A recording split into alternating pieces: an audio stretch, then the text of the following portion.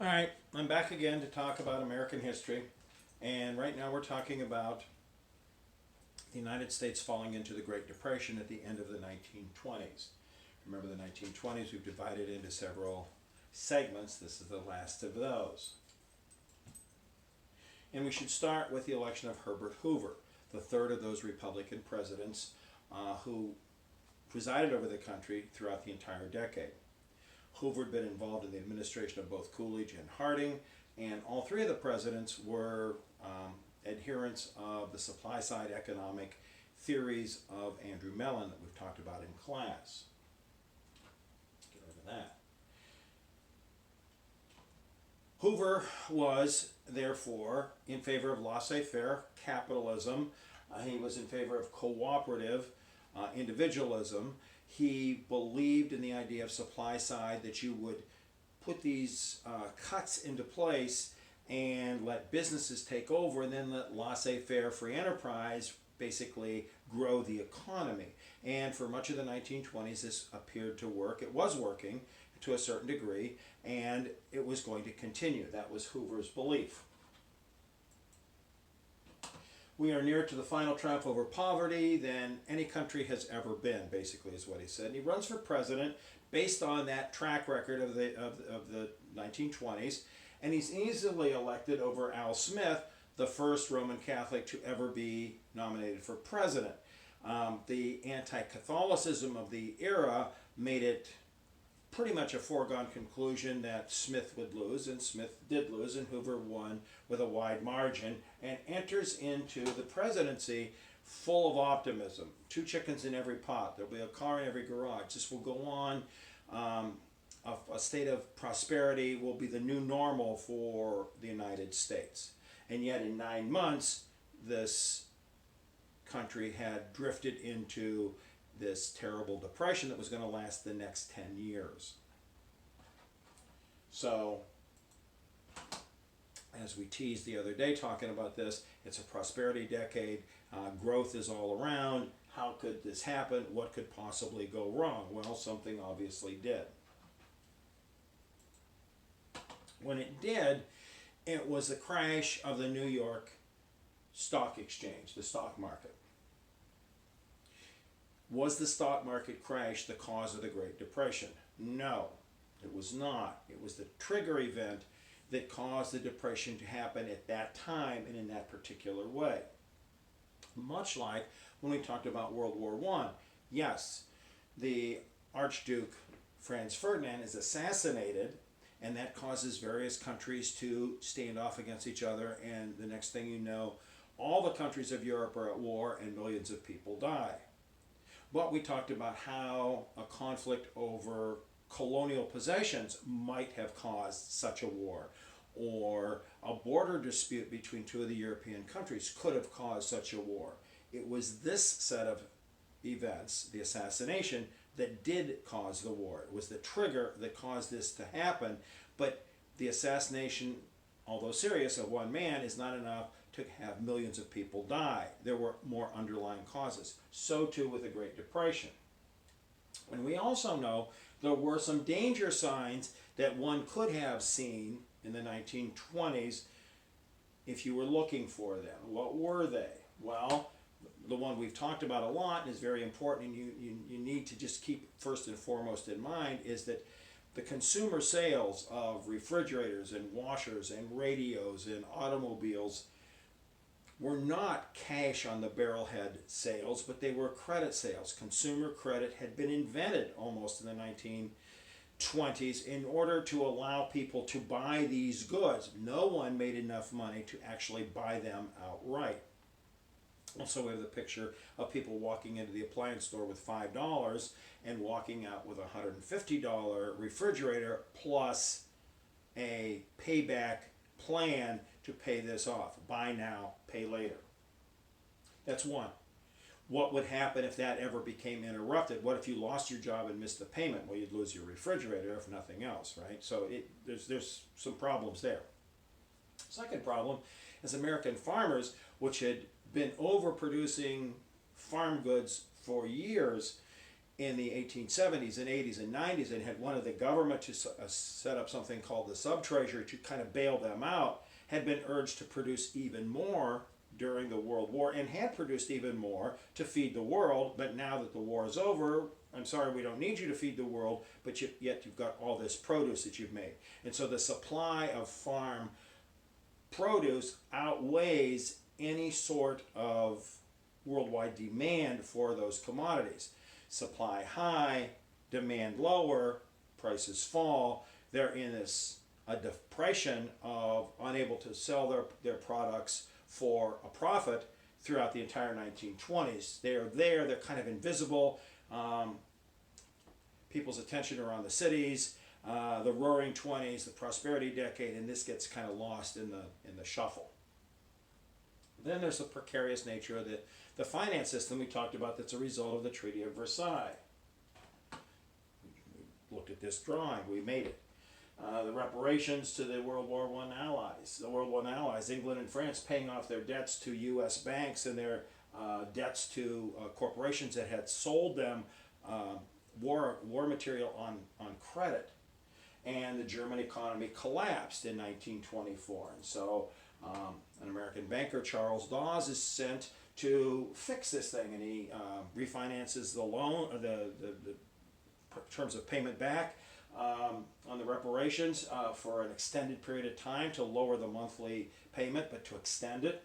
But he also pushes U.S. banks to invest in the German economy, get it on its feet, maybe make a profit when those corporations in Germany do get on their feet, and also start the cycle of reparations payments again. And for a while, this patch, this fix works, and the reparations start to be paid on a monthly basis, and the debt payments happen, and all is well. But you can see that all of these arrows have to be functioning for the cycle to actually continue to work for any particular time.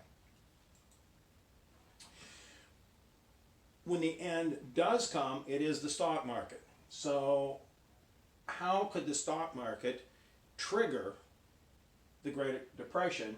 And more basically, do we know how the stock market actually works? Stock market is a forum where you buy and sell shares of stock. What's a share of stock? It's, I suppose they still are, a little certificate of paper of one share of one small, slender little piece of the pie of a large corporation. You might buy 10 shares or 100 shares or 1,000 shares or 10,000 shares of a corporation, and it's only an investment. You're not running the company like if you bought half of an interest in a hardware store, say. The management team is running the company, but you are reaping the benefits, but also suffering losses if the company doesn't do well. Most people don't buy stocks to have a long-term investment in a particular company, but as the price of stock will fluctuate, go up or down, if it goes up and they sell, they make a profit. All right. It's all driven by supply and demand, just like those farmers' bushels of wheat are. You throw out, as a corporation, X number of shares of stock for the public to buy. You offer it for sale. The public is excited by that, and many people want to buy it. There's a high demand for that X number of shares of stock, and the price will rise.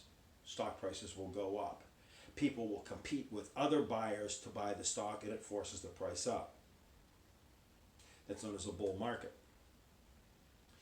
Or you offer those stock shares for sale, and the public is indifferent to you, or doesn't think your product is very good, or doesn't think your corporation is very good, or for a bunch of reasons is not interested, and there's more stock shares available than there are potential buyers. Supply is high, demand is low, price falls. So the price will fluctuate based on buying and selling.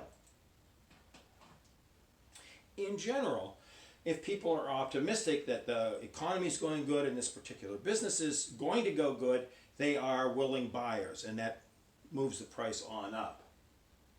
That's known as a bull market, charging ahead. On On the other hand, if people are pessimistic or don't think this particular business has got much potential, they're not interested in buying. In fact, if they have stock, they may try to divest of it and just keep money on hand rather than this thing that's so volatile going up and down. And that's known as a bear market. Bulls and bears.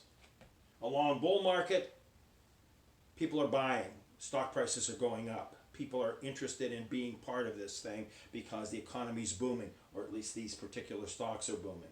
The bears are out, not so much. I want to get back into my cave, maybe hibernate a little, don't want any part of this, I'm selling. Now the bull and the bear are equally interested in what the stock prices do on any given day. Bulls, charging forward, prices going up. Bears, stocks are being sold, and the stock prices are falling. So, again, it's a transaction.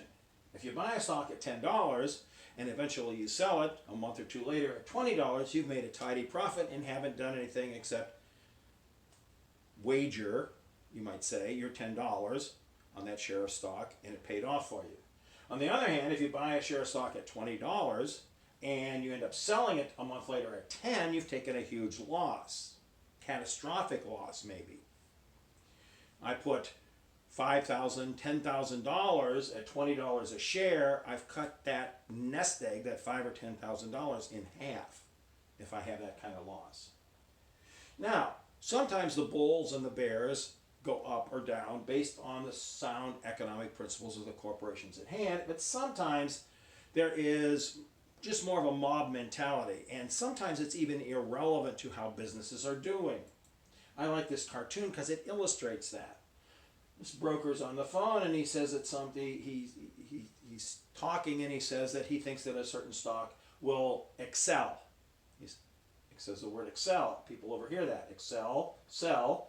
Soon everyone is selling. Power of suggestion. Everybody's selling, so I better sell. That's a panic. He's so disgusted, he slams the phone down and says, well, goodbye. It's a goodbye.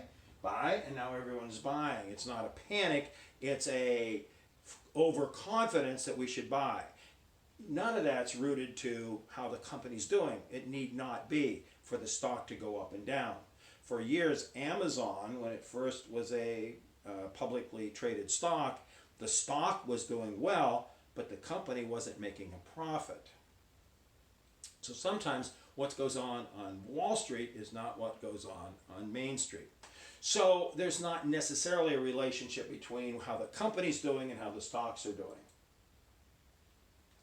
In the 1920s, there was overall optimism, so stocks generally did very well. And many people thought that the way to go to make money was to take any money you might have, put it in the stock market, wait a while because it's going up and up and up and up. For years, starting in 1923 right through into 1929, extended growth. The stock market will go up, and I will put my money on the escalator, and I will get more money when I sell 6 months from now, or 6 weeks from now.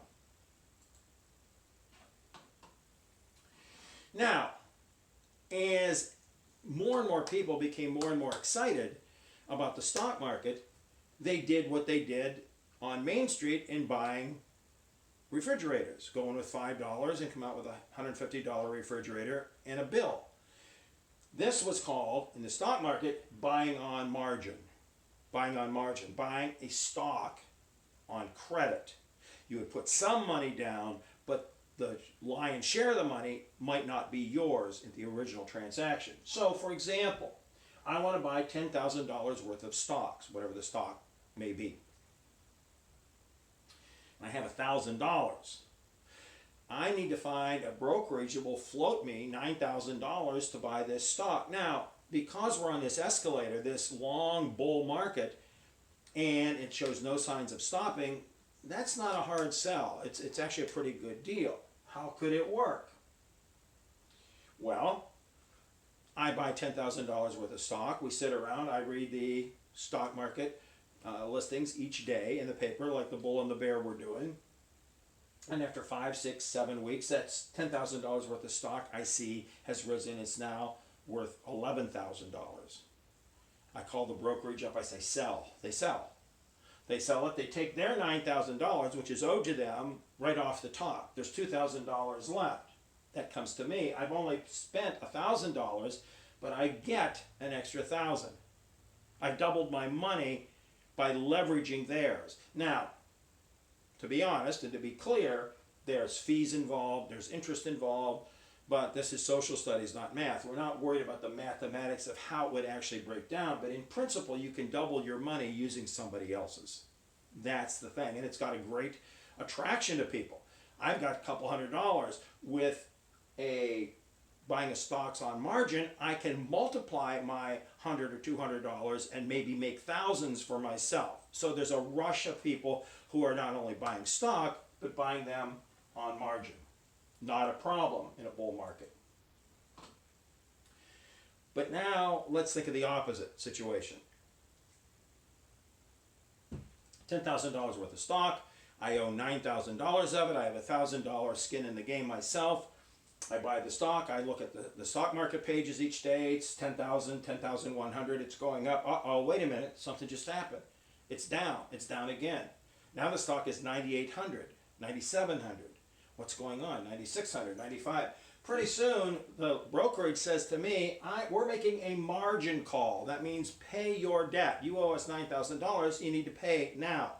I can't pay now. I don't have $9,000. That's the whole reason I made the margin buy, right? When at the point the stock reaches $9,000, which is the amount of money the brokerage has in the stock, they sell. They sell it. They retrieve their $9,000. They're okay. My $1,000 has shrunk from 1,000 though to 0. I'm wiped out. In some cases, if the stock is falling so rapidly down an elevator chute kind of a thing, they issue a sell order at $9,000, and before it's actually a deal is consummated, it may be down to $7,000 or $6,000 or $5,000, in which case they've lost money too. Obviously, if a bunch of margin calls are made at the same time, a bunch of people, like this hypothetical me with $1,000, lose everything instantly. And remember, a stock is a piece of a certificate, a piece of a larger corporation. Now, if I were to sell this TV that this slideshow is on, it has an intrinsic value. The buyer will take the TV home, they'll plug it in, and they'll turn it on and they'll watch something other than my slideshow. It has a value to them. Come what may, they can watch TV on it. A stock certificate has no value other than its representation of what someone will pay for it. If someone wants to pay $1 million for this piece of paper, good. And if somebody wants to pay nothing for this piece of paper, bad for me. But again, it's supply and demand, and it's demand driven. The stock is out there. I don't want it, demand is low. I do want it, demand is high. We've all through that. The point is that this could turn in a heartbeat if it's buy, buy, sell, sell, like we saw in the cartoon. Okay, so as long as the bull market continues, it's all good. But there's a hiccup in the stock market in September of 1929. There's a recovery. And then on the 24th of October, Black Thursday, there's a sharp drop in stocks across the board. Margin calls are made all over. Some of the small margin are wiped out. Well, let's regroup over the weekend. Maybe it'll be better next week. Well, come next week, come Monday, another big drop, and then the catastrophic huge drop on Black Tuesday, October 29th. So within a week, in other words, the air in this balloon, if you want to call it, make that analogy, is let out and the stocks begin to go down. And in fact, the stock market fell so much in this less than a week that as the long recovery afterwards came about, The stock market did not reach the level of September of 1929 until 1954. It's a quarter of a century. So profound loss on Wall Street. You can see all the brokers running around. What can we do? What can we do? The stereotype is they jumped out the windows because they were ruined. At least people got on the ground more safely, but they're just as ruined apparently. All right, so this is the trigger event. It's not the base cause, but it's the trigger event. How? How is it? Well, the stock market crash in turn harms U.S. banks, and U.S. banks in turn harm the American economy and the American people in these two ways. So what are the two ways? Well, the first way is that the banks in the 1920s had been loaning money readily. How do you suppose people could walk in with $5 and walk out with a refrigerator? It's because the loans are easy to come by. And the banks are the ones issuing the loans. It's not the local corner store, appliance store that has all this money. They are getting financed by the bank, in turn can finance you, and then make money for themselves and pay back their own loans. So there's this web of loans freely. But now after the crash in October of 1929, the banks are not loaning money. They're holding on to it. They're cautious. So at a time when loans would have helped boost a now wounded economy, there's no loans to be had. And prior, there were so many loans that people were getting in over their heads with the loans. So too easily was money lent, and too tightly was money not lent. That's the first thing. Credit too easy to get in the 20s. By the end of the 20s, impossible, nearly impossible to get. That's a problem. The second, in the short run, and for the American people at the time, even more serious, was that banks invest money. That's how they make money. How do they get the money? It's your deposits. Banks do not keep deposits in the bank like Scrooge McDuck in his vault where he can swim around in all his money. Some money's on hand for withdrawals, but most of the money, a portion of the money, a large portion of the money is being invested. That's how American banks were going to invest in the economy of Germany, for example. They have money to invest. They will loan the money out. People will pay the loans back, and they will make money. Then in turn, they can hold on to make money, but still pay you interest on your deposits. Well, the best way to make money in the latter 1920s was the stock market. It's the great bull market. It's on the escalator. The balloon is blowing up. And so, rather than make investments in other areas, more and more money from America's banks went into the stock market. That's all good. But when the stock market crashed, it crashed for them as well. And so they lost money. They lost their money, which by translation is depositors' money. Much like the money of the hypothetical $1,000 that I put in the stock market, the money is just gone. There's no recovering it. You put it on a piece of paper, a stock certificate, which was worth $10,000, and now it's worth nothing. The money's gone. When the money's gone, then the banks could not cover their depositors' accounts. People would say, man, the stock market crashed. We better go get our money out of the bank. If enough people at once do that, that's what's known as a bank run. A bank run. A critical mass of the depositors rush into the bank. I need my money and I need it now. And some, the front of the line, may get their money, but their bank does not have enough money, not only right there, but at all anymore, if they've lost it in the stock market, to honor their obligation to fulfill a withdrawal. And if they can't, they don't have the money, you don't have the money. So people with $300 to $3,000 in a bank might go in to get their money out and find out they had nothing. Nothing. Their life savings was gone. Talk later about the link here, and you may want to take a look at a 5 or 6 minute clip that entertainingly shows you this process. There's a bank run right there. So look how crowded it is. Look at the line up and down the street. And let's say all of these people